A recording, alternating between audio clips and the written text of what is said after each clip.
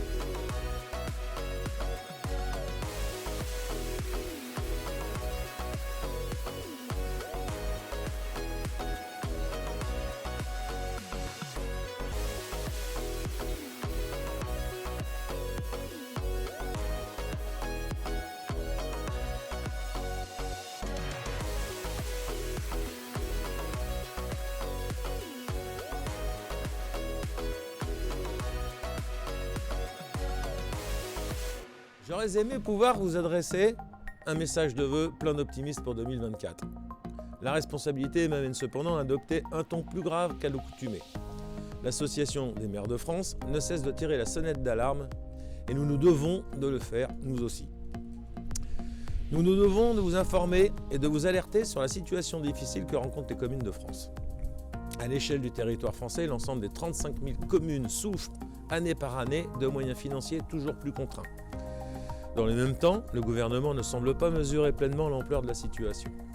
Il continue d'un côté à affaiblir financièrement les collectivités territoriales et de l'autre côté à faire des promesses, à élaborer des grands plans que nous devons mettre en œuvre sans que les moyens financiers ne nous soient donnés. Inévitablement, cela contribue à l'incompréhension des citoyens, au mécontentement et à la violence parfois. Car oui, les violences envers les élus ont elles aussi progressé de façon dramatique. L'INA n'échappe pas à cette règle. La situation financière est chaque année plus difficile à tenir.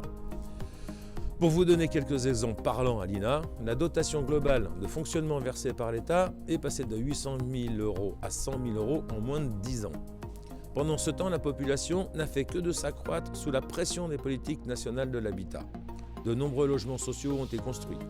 Nous avons fait annuler près de 3 000 logements, Mais les 1018 restants sont bien là ou le seront à très court terme. Ce sont les habitants que nous devons accueillir dignement sans que nous en ayons les moyens. Les programmes immobiliers, sociaux sont de surcroît exonérés d'impôts fonciers pendant 15 à 25 ans, une nouvelle perte financière pour la commune, grâce à l'État. À l'heure de l'élaboration du budget annuel de la ville, je tenais à vous informer de la situation et à faire preuve de transparence. Vos élus et services municipaux redoublent d'efforts pour dégager des marges de manœuvre et réaliser des économies partout où c'est possible. Ce n'est pas une mince affaire. Jamais dans notre pays, les communes n'avaient rencontré de telles difficultés financières. Pour autant, aussi dure que soit la situation, vous pouvez compter sur notre engagement total. Nous ferons notre maximum pour tenir encore en 2024. Nous serons présents aux côtés de tous les Lillois autant que possible et de toutes nos forces. Nous continuerons à nous battre pour obtenir des financements, en particulier de l'État. Je terminerai malgré tout cette vidéo de vœux par une note positive. Vous l'avez vu, de grands projets structurants sont déjà lancés pour notre ville. Nous nous sommes démenés pour, et c'est une excellente chose pour la ville. Car ce sont des projets essentiels, bien engagés, qui vont donc pouvoir se poursuivre malgré un contexte toujours plus difficile. 2024 sera par ailleurs l'occasion de nous retrouver lors des différents événements de la ville et aussi autour du centenaire de l'autodrome.